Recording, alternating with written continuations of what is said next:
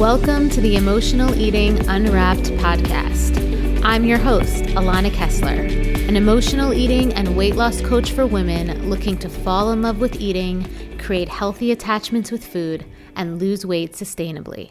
Hello, everyone, and welcome to another new episode of Emotional Eating Unwrapped. I'm your host, Alana Kessler, and today is going to be a little bit different than usual because I have a really special episode and a really special guest. Today I'm going to be chatting with my behind the scenes magician who helps edit the podcast, helps create the podcast with me, Kassi. Welcome.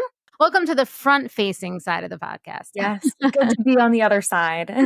And we are having this episode today. It was kind of one of these things that we just decided to do on a whim because Kassi and I were chatting during one of our weekly meetings, and we were talking about just the process of how the podcast came to be and how I came to found Be Well by AK and some of my story.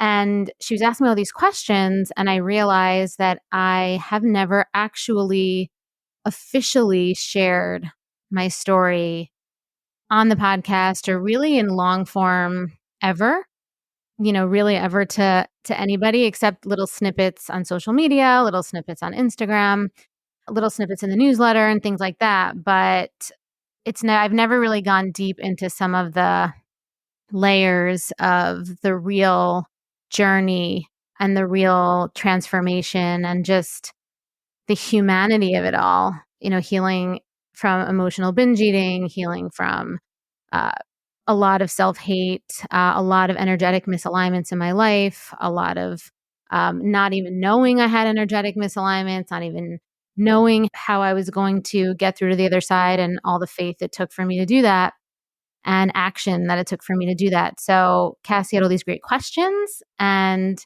we were like, let's just make this an episode. And so here is that episode. So I have no idea what Kassi is actually going to ask me. No pressure, no pressure. No, this is going to be new, but I am going to be the guest today. And Kassi, you could just take over. So Yeah, we're quite literally flipping the script on you today. But like I said, no pressure. yeah. But I feel like when we were having these conversations, my initial kind of thing is like wanting to know the history behind it all. And you said it so beautifully, but I guess it sounds a little loaded, but starting from the beginning of when you started kind of exhibiting these behaviors of emotional eating, care to speak on that at all to start? I would actually say that it started for me when I was a teenager. When I was about 15, 16, was when I really started to do behaviors that were not, that were not healthy with food, and do behaviors with my body that were not healthy. I have a history of binging, but I also have a history of binging and purging. So for me, that was something that was very big for me, and started when I was a teen, and it made me feel in control. I would say that I've always been an anxious person. I started biting my nails. I was 5 years old. I've always been, kind of a sensitive. I take things personally. I'm kind of sensitive. So I think now looking back, I could name it, but then I think I really just used food and used the behaviors of compulsive eating and having that release with the purging as kind of this place for me to process a lot of my emotions. And for a while, it felt really powerful. And I think that that's something that's really important to acknowledge, that sometimes in the beginning of behaviors like this, it can feel really powerful. And then obviously over time, it became something that was inhibiting me to move forward. It became something that wasn't empowering at all. Absolutely. Yeah. And I know, like you said, there comes a point where you're like, this isn't empowering anymore. Was there ever a moment for you, or was it like a gradual realization where you're like, this is inhibiting the life that I want to live, or the life that I should be living? Yeah. I mean, for me, it took a while, I would say. I would say that having that safety net, like I call it almost like a best friend that I had, almost like this secret that was mine and then I could plug into to feel in control. And for me, that was what it was for me. For other people, it's maybe just binging. For other people, it's overeating. Whatever it is, everyone, people who can resonate with this will have their own version of it. But for me, it was it didn't take away from my life until I probably noticed that it wasn't great in my early 20s. But I would say that the body stuff that was a result of this behavior with food was something that started to become really draining on my self-esteem and self-worth since I'm probably like 18 years old, right? Because in the beginning, it's kind of like, oh, I lost a little weight and I was skinny and the whole thing. Obviously, I was not healthy and I was obsessed with my coping behaviors and my control behaviors. But I looked good and I looked like good in the sense of the society was validating my physical appearance. And I wasn't connecting how awful I was feeling doing the behaviors to it not being good for me because I was young. I was just happy I was being validated. It was only when the physical results started to go away, which happens with binge eating, which happens when you do any kind of aggressive situation to get your body to a certain weight. And I wasn't able to reclaim that body weight. It started to become an obsession for me to get back to that body weight.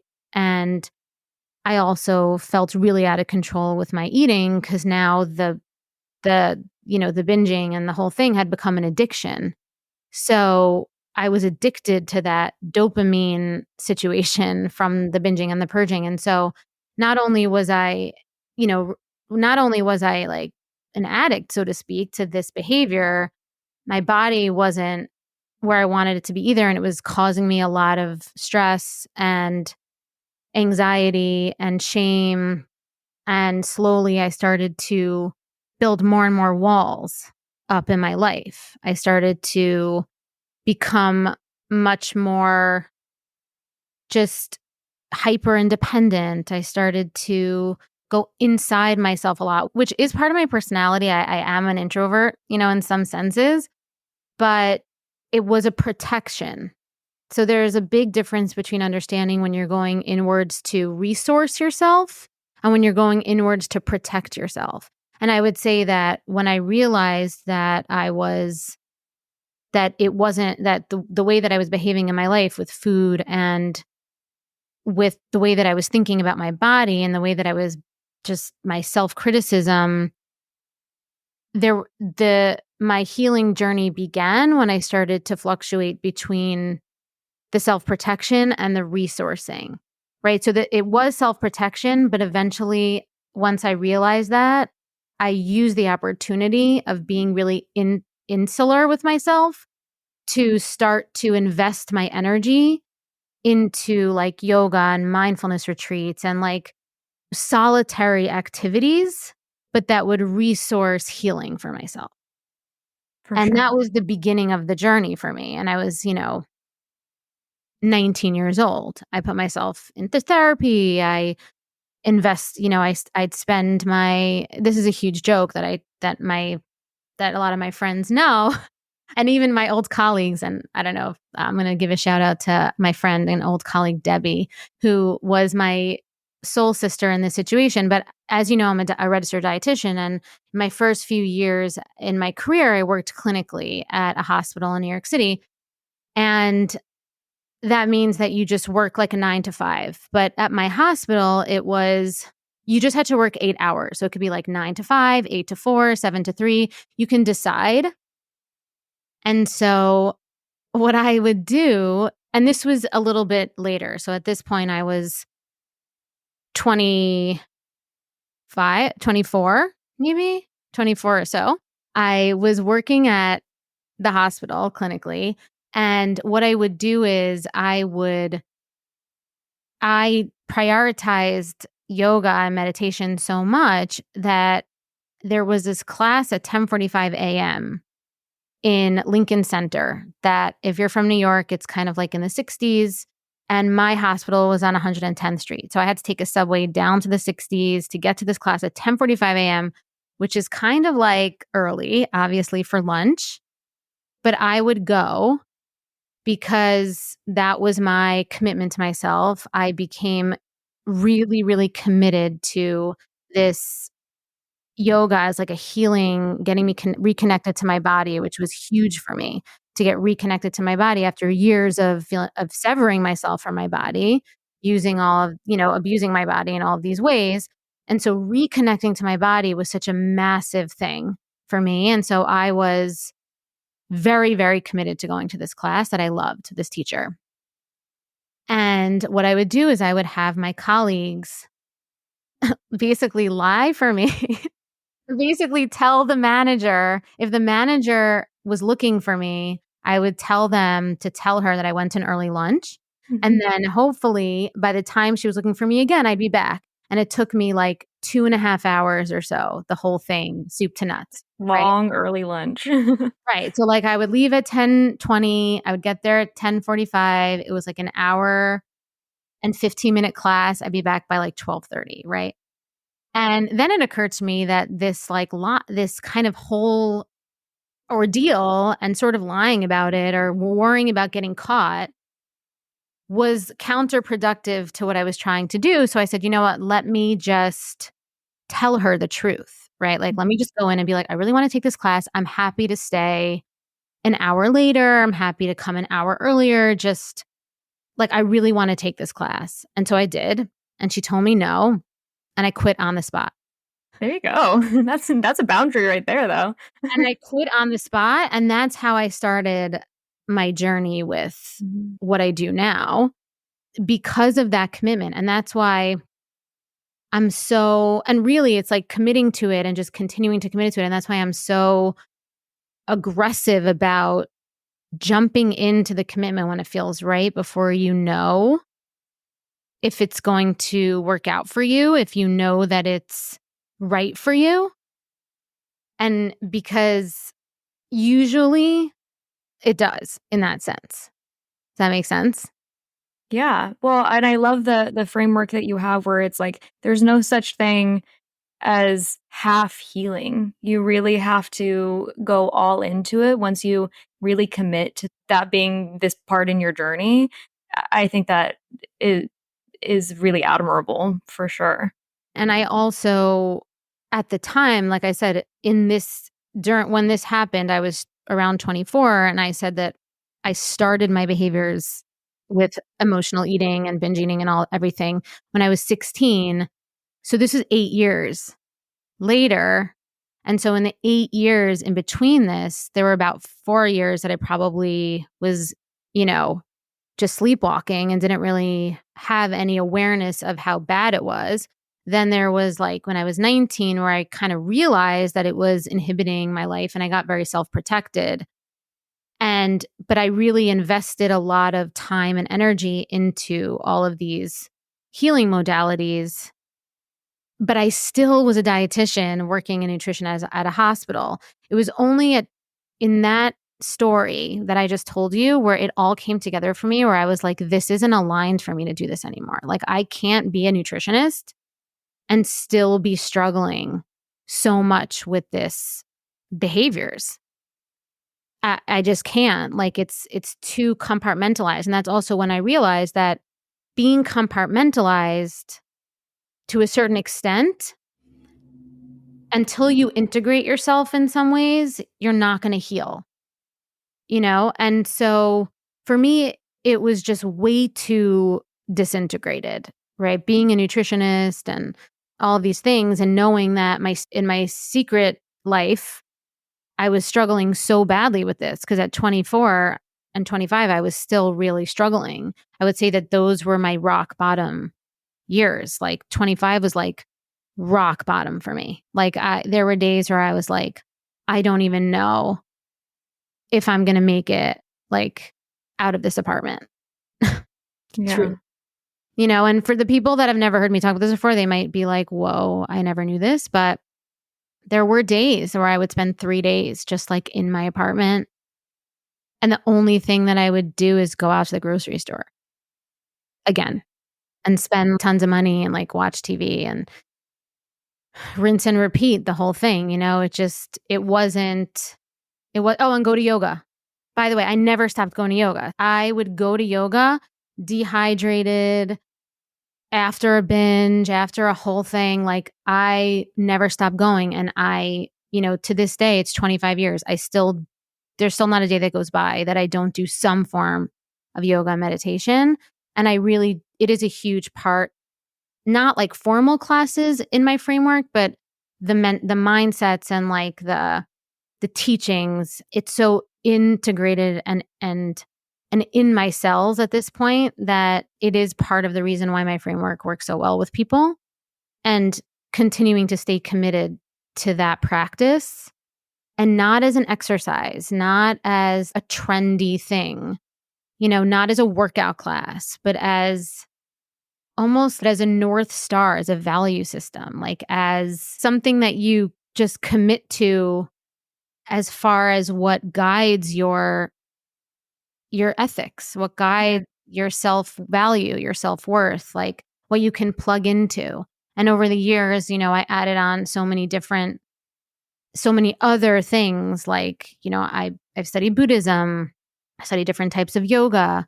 I'm certified in Ayurveda. I became a functional dietitian. Eventually, I ended up obviously doing nutrition again. It wasn't until I was 32, though. So when I quit my job as the clinical dietitian, a couple months later, I opened up a private practice with an old colleague from the hospital, actually, because she was inspired by what I did. And we opened up our private practice together, but I still wasn't ready to do nutrition. So the private practice was very holistic in the sense that it would incorporate yoga and meditation. I wanted to invest more of my energy and time into the yoga and meditation part, not so much the nutrition part. And so it wasn't a good fit for us to work together as partners in this enterprise together, because we had different visions for how we wanted to help people. I wanted to help people more through, like, for me, getting into your body and reconnecting to your body and your values and your self-worth, and the food part will come secondary to you wanting to treat yourself well with food because you're reconnected to your body. And so that will be your motivation for making good food choices / not being mad at yourself for making quote unquote bad food choices, because there won't be good or bad food. You'll just be more in tune with what you want and need, and both are okay and good.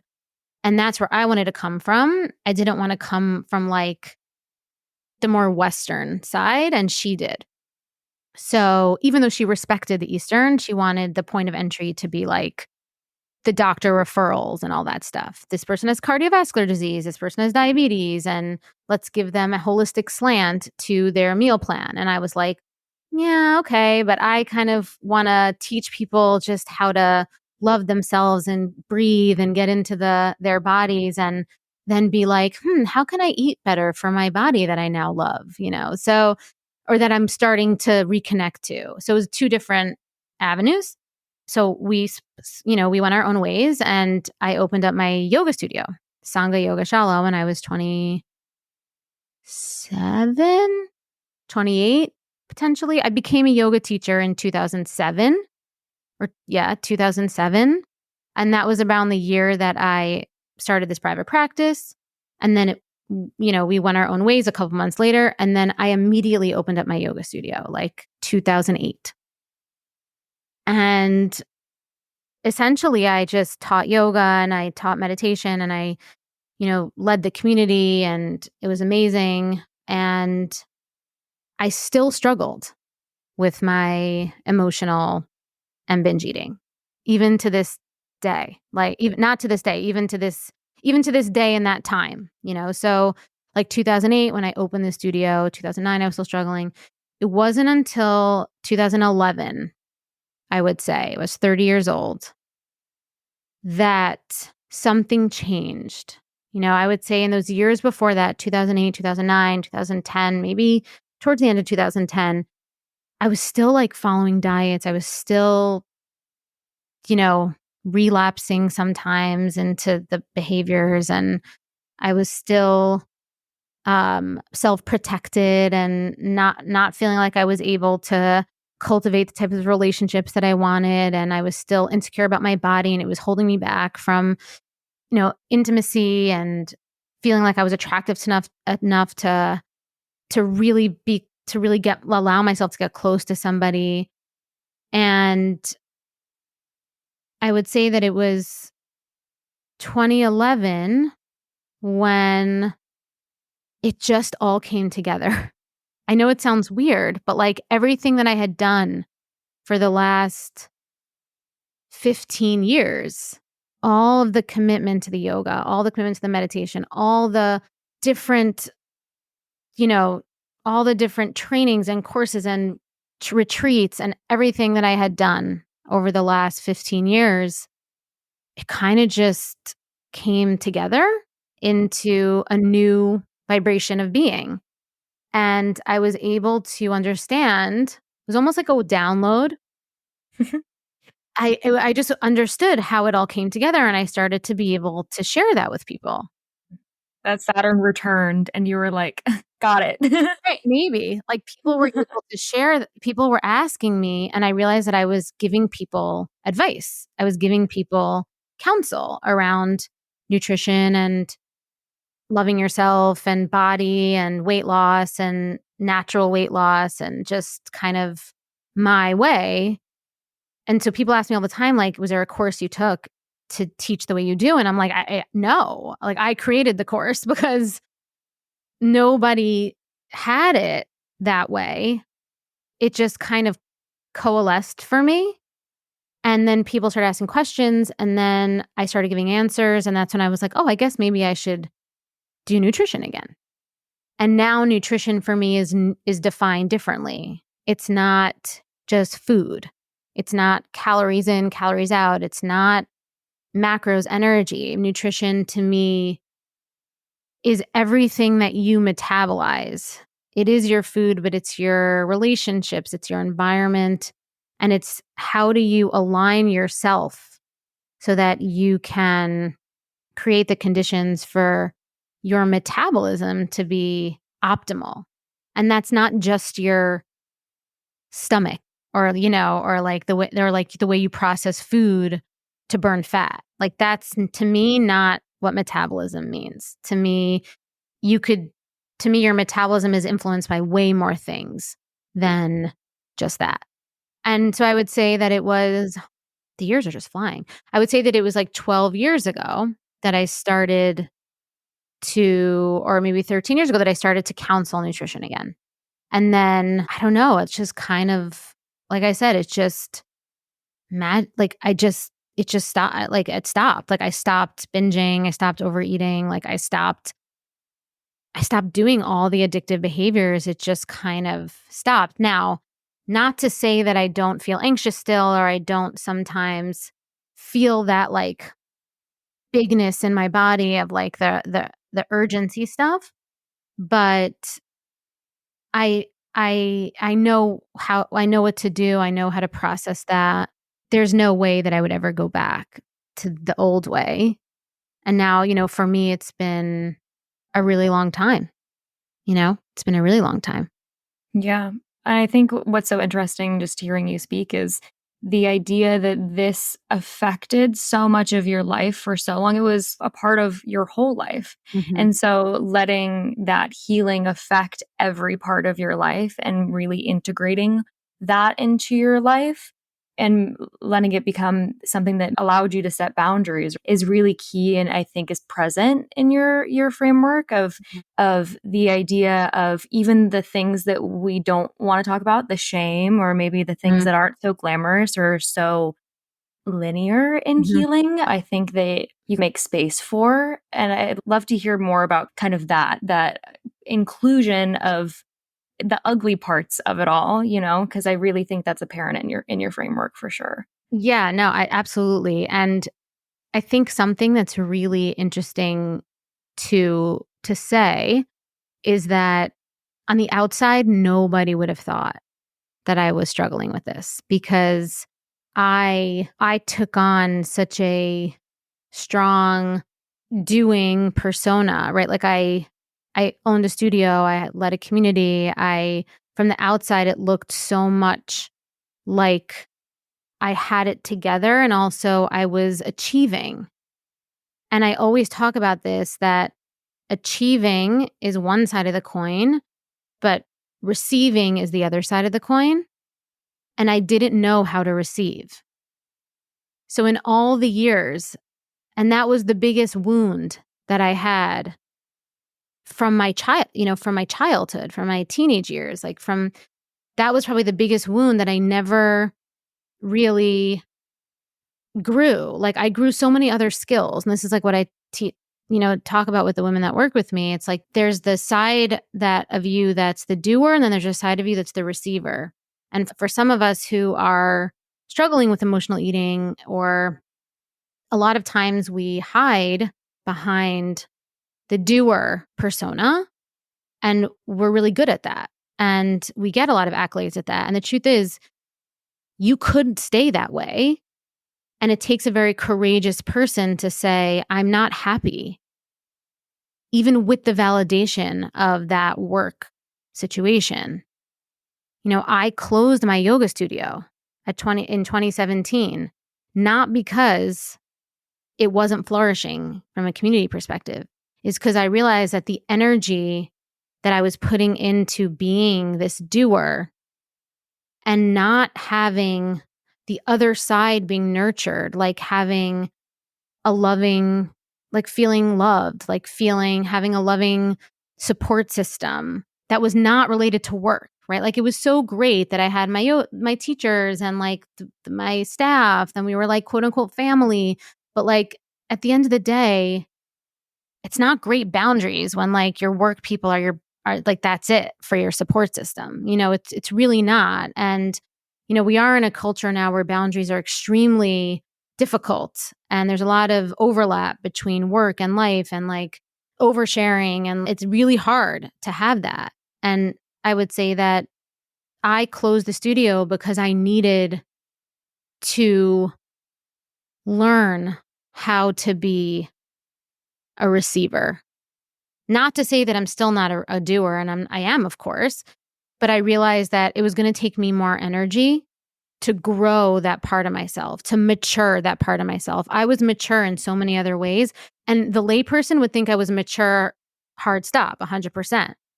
And honestly, it would even be fine because we live in a society where women independence and feminism and like all this stuff's like, who cares?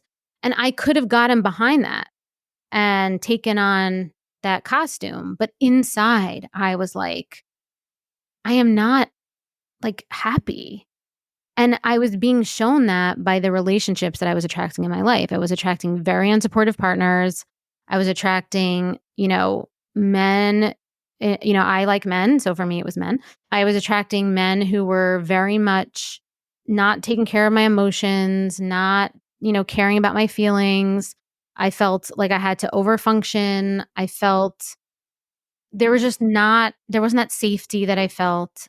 And ultimately I realized that I was attracting what I was attracting that because I hadn't built that in myself. And I didn't know how to receive. So why would I attract a man who would be looking for a woman who could receive? I wouldn't, because I didn't know how. So I was like, whoa, I have to learn how to receive. And that's actually a practice. That's actually, and how to and how to just grow that part of myself. Some would call it feminine energy, right? And that is a huge part of my framework now with women who, are very much in their type A masculine 100% of their life. For me now, it's a balance, right? Like I grew that part of myself. I stepped down from the hyper masculine in order to take some time to focus more on that feminine energy piece. And I did. And eventually I found a good balance where now I do both for myself. And I attracted a partner. And, it took me until I was 39 years old. Like I didn't get married till I was 40. That is perfect. It's everything I wanted, perfect for me. And, it's not a perfect relationship all the time, but it is perfect even in the imperfection because of my skills. And I attracted a very highly emotionally intelligent man as well, who has all of what I wasn't getting before because I gave it to myself first. Have you ever heard, it's like a quote poem, but it's essentially like, to my mother, I say that love is gross. To my friends, I say that love is not necessary or affection is not necessary, but secretly I crave it. And it goes on. It's a very beautiful kind of poem, but to me, that kind of means that you've convinced yourself that you don't need it. And calling back to kind of what you were saying earlier, of if you build this concrete, the weeds are going to find a way to grow like around it. Yeah. But if you convince yourself you don't need something, you're essentially just kind of denying yourself the basic human need. Affection is a basic human need. And so by kind of convincing yourself that you don't need it, you're kind of denying yourself that truth. And I think that's so kind of honest. I think that a major reason why women don't get to the results that they're looking for or heal is because of a denial of a certain truth that they want. And a lot of times just admitting your own truth, like me acknowledging my own truth was so freeing. But also what I had to do was acknowledge that even though I'm like a master's level in my work life, I was a first grader in this part of it. And that is a very humbling thing to have to say. Mm-hmm. And the only reason that I got, that I have gotten to this place in my life that feels so fulfilling and so great is because I was willing to learn to admit what I didn't know without it making me wrong. I somehow had that all my life. Like even when I was hating myself and, abusing myself in these ways, I still was able to be a student, like be a beginner. And I think that's probably one of my best qualities is that I'm always a beginner with things. And if that's one of the things that I impart to all my clients or any woman that's listening to this, just be willing to be a beginner. Obviously, put your trust in something and don't overinvest too soon. And that comes with anything, right? That comes with wherever you put your energy, that comes with dating, that comes with relationships, that comes with, anything that you invest in, whether it's money or energy. But being able to say, I'm a first grader when it comes to learning how to build my life from a relational perspective and build out the fullness of my life, and that work and being successful at work or making a lot of money at work or getting accolades at work is really not enough for me. And I'm willing to admit that to myself, even if it means that I don't know what making it enough for me even looks like yet.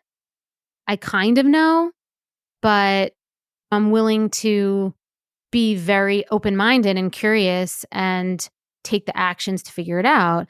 And, I think what I love about what I do now is I've walked that path and I've successfully walked that path and I've tried so many different things. And I would say that for women that are similar to me, who are looking to build out that part of their lives, I've walked the path and I have that solution. Like I know step by step exactly what you really need to focus on. And you'll go from a first grader to a master student really quickly because you're not a child.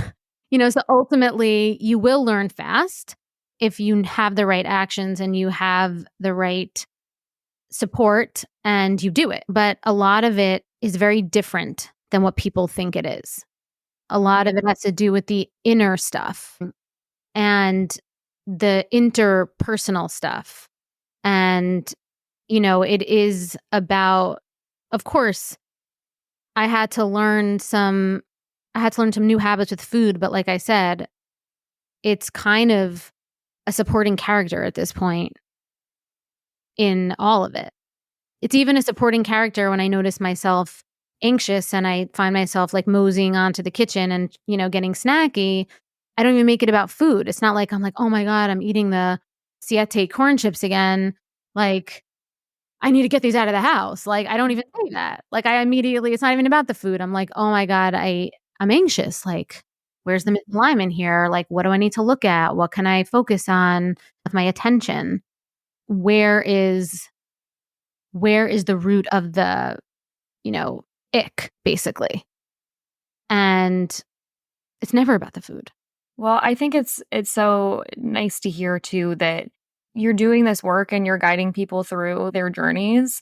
And it's not so much that the work is never done, because that feels kind of like, oh God, we're still doing this. But also, to be frank, the work is never done, in the sense that it stays with you. These kind of lessons that you learn, or these lessons that you unlearn, stay with you. And what I think is interesting too is finding somebody who acknowledges that and is kind of alongside you in that. Because I think a lot of people who may be doing work in the space are kind of like, I'm healed, I'm apex, and this is what you need to do to get here. But the reality is we're all just kind of like walking walking side by side, and still using these things that you've learned along your journey to create a life beyond that. You know what I mean? There's still more to it.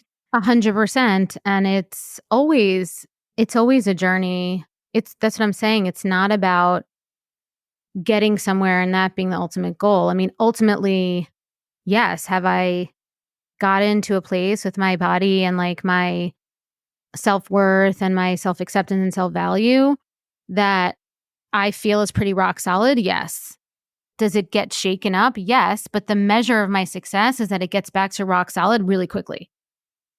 I don't spiral into like negative things anymore. Does not happen for me.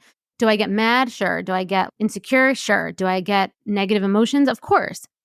But does it throw me off? No, it doesn't. And this is something I always say, like, balance isn't a place to get to, it's a place to return to. When you have balance, it's not a place like, I'm trying to get to balance. Let me like contract and try to stay in balance. That's not balance. Balance is the skill of knowing how to come back. It's not that like you're healed, like you said, and you have a gold medal and that's that measure to which you can use your healing to bring you back to yourself because you know yourself. And it becomes, healing is like a verb. Yeah, exactly. Because you're essentially broadening your toolbox. It's not that nothing bad is ever going to happen to you ever again. Yeah. It's kind of like, okay, we've seen this before. We know what this is, and now what to do. And I think that's so awesome, is, having somebody on your team or kind of learning these lessons or kind of tools to do that without the judgment of being like, okay, well, I'm not healed yet. I'm not perfect yet. Which is the antithesis for a lot of people from the very beginning of this process, of like the idea of needing perfection and the idea of needing the picturesque life. Yeah. And I mean, if there's one thing I could say that is so important, I've said it already, but just to reiterate, is just being honest with yourself. I mean, you can't heal if you're not honest. Nothing outside of you is going to uncover what you really feel inside. And so you have to be honest about what you really want, whether that's whatever that is for you, whether that's, for me, it was wanting to have a supportive, loving relationship. That was really important to me. I knew that I needed that for my life, and I also wanted to be at a body weight that felt good for me. I wanted to be at a smaller weight. Like, that was that. And I had to acknowledge that honestly to myself. And it was freeing. And I also had to acknowledge to myself that I knew that I had that attitude before and I did wrong things to get there, whether that was the binging and purging or whether that was following a crazy diet plan or taking diet pills or whatever it was. But the wanting to lose weight wasn't the issue. It was the methods that I was reaching out to and using to get there. But when I think to myself why I kept doing that, it was because I still really hadn't admitted to myself that weight loss was such a huge thing for me because it would unlock for me so much confidence and so much self-expression. And I didn't know how to do it without going back to these kind of bad methods. And it was scary for me to want to lose weight, admit that to myself, and also not have an idea of how that would really work without following something that had made me feel so bad before. And I'll say, well, like I said before, the honesty of admitting that to myself and then kind of just continuing along with my commitments to the healing journey that I was on, then like the healing modalities that I was committed to and not trying so hard, I lost the weight. Like I lost the weight. It was because the not trying so hard relaxed my nervous system and I didn't have all these I didn't have all of this I wasn't as triggered. And the weight just came off. And that's what I always like to say, and it came off out of out as a result of me just saying, "Okay, I wanna lose weight, but I don't know what to do it. And so let me just live in that question for a little while and continue on with what I'm doing in other areas and see what happens." And like, it came off, you know? Mhm. The same thing kind of happened with the relationship stuff. It was like, okay, I know that I need to learn how to receive and how to stop, be less defensive and be more open and learn how to collaborate more. And I have to learn how to, if I want to feel taken care of, I have to learn how to allow someone to take care of me. And I realized that these were actual skills I had to learn. And I learned them actually separately from like, some other things. Like those are actual behaviors that I had to change. And those behaviors also eliminated triggers. And I started seeing results and validation through my life and obviously through my relationships. And it all just came together in such a great, great way. And like I said, I don't always feel amazing 24/7, but I very much know how to get myself back there in a very quick time frame. I love what you were saying about kind of the idea of being a forever student or just letting yourself be taken care of, but also letting yourself learn these things because a lot of times I'm sure there's a lot of mental roadblock that where you're like, yes, I know better, but I'm not going to do better, or I know better, or I'm not going to learn from this. Like I recognize what's trying to be taught here, but I'm not going to let that affect me or let that change kind of like my mindset. And I think there's parallels to me in what you're saying about the idea of letting yourself be taken care of, but also letting yourself take care of you. Exactly. Well, being taken care of is knowing how to take care of myself Mm-hmm. and in a way that's not counterproductive to some of my other desires. And I think that that's a really important distinction. And that's the difference between protection and resourcing that we talked about in the beginning. And that's why when I work with people, we do interpersonal stuff and we do interpersonal stuff because the interpersonal is very different than the interpersonal. They're very different skills. And so taking it into I call the interpersonal stuff taking it into the wild, It's like the Buddha on the mountain is like very, very wise, of course, but he's on a mountain. I want him to go into the wild and take this and get triggered by the world and then see how it alchemizes and you respond. Like it's a very different thing when you know it all in this book and you read it all and it's all concepts. It's very different when it's application.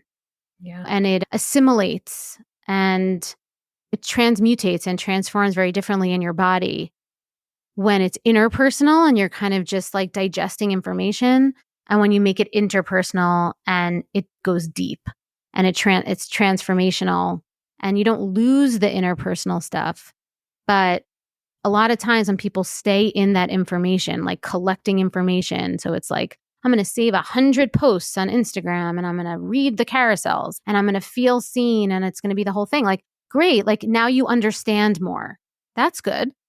Totally good. I mean, that was me for the 8 years I was telling you about, 19 to 18 to 25. I was information city. My bookshelves were filled with like, I mean, my husband still laughs at me now. He goes, do we need this book still? I'm like, that could Yes, we do. Okay. yeah.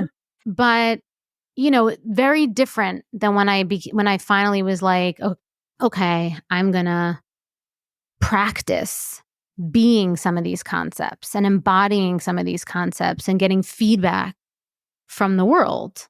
Right? It's the same thing with like feminine embodiment, right? It's like great, but feminine embodiment in practice is like really different than feminine embodiment in concepts. And, that's a whole nother conversation. But it's a big one because I think, especially for the women that listen to this podcast or are in my world, I think feminine embodiment is a huge thing for them.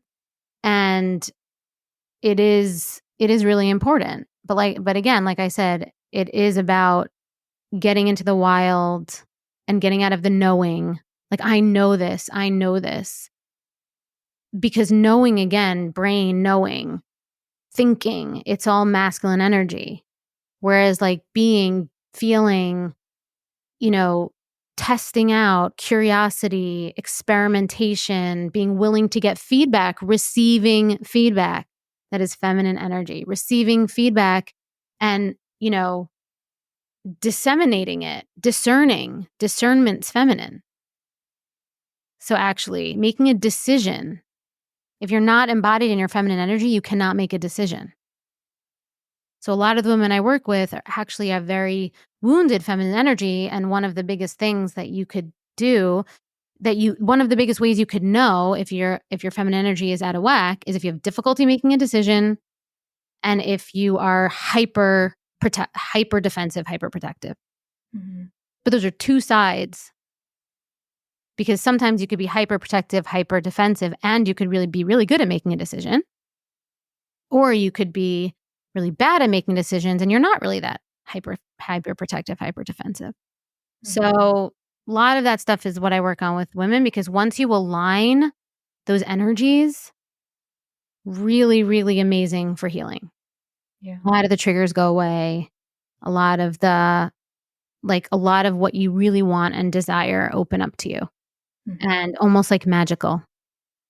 If there's somebody who's kind of feeling that movement towards wanting to take this step towards healing their emotional eating or their behaviors with their body, would you say that the beginning work starts with that inner look, or is that kind of more advanced? What would you say is kind of like the first step that you would recommend somebody take with this?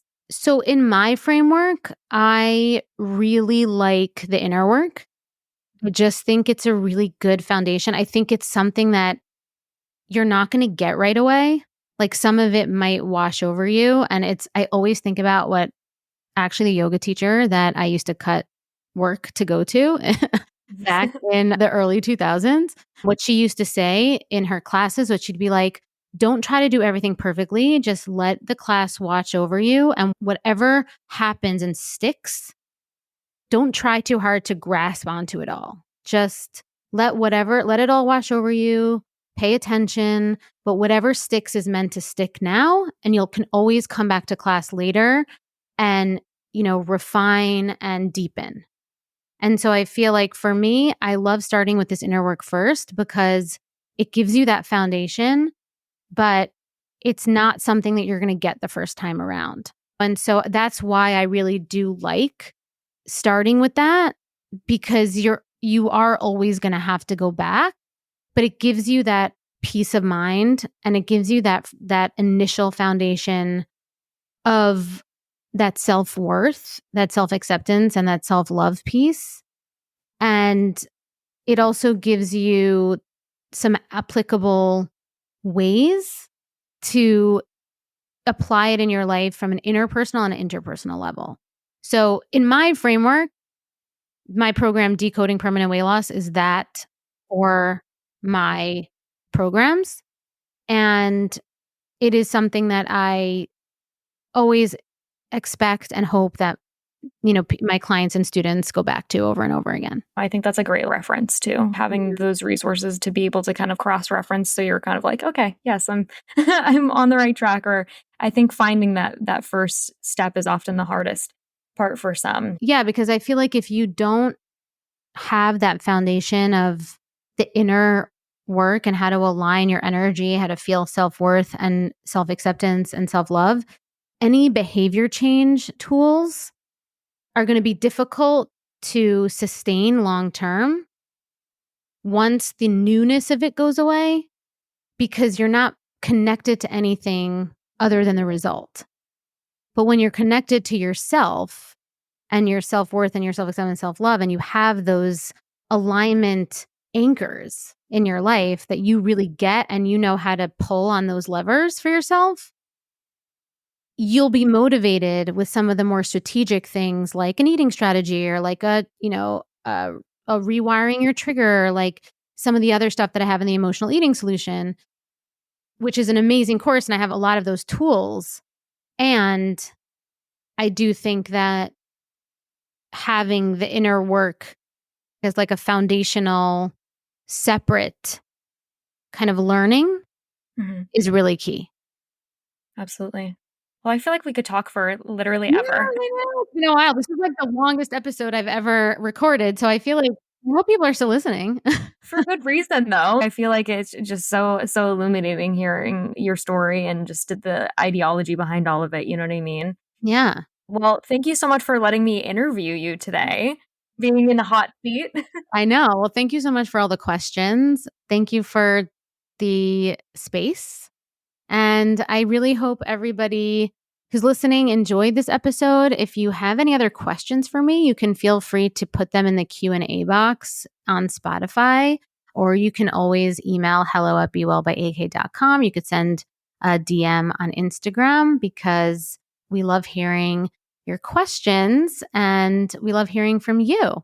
So thank you so much for joining me today. And don't forget to join me again next week with another new episode about emotional eating, so you can fall in love with eating, start losing weight, and keep it off with sustainable strategies and lasting change. If you found this episode helpful and insightful, please subscribe, leave a review, and share it with those who may benefit from this empowering knowledge. I also have free resources on my website to support you on your journey to loving food and losing weight. Just go to www.bewellbyak.com. And until next time, I'm Alana, and thank you for listening to Emotional Eating Unwrapped.